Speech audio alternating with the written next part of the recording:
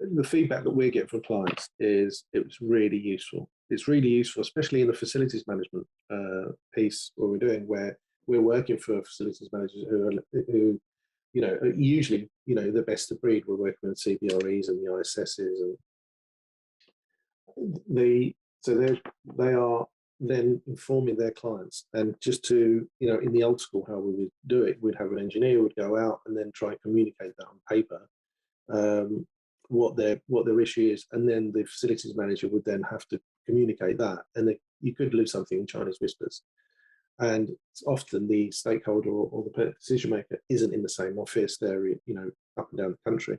So the feedback is that it's really useful. It's really useful for the clients to have this model, the end client to have this model to understand it, and then they can come back with questions, and of course we can supplement that with further information. But it really accelerates the opportunity to actually implement some changes from the get-go.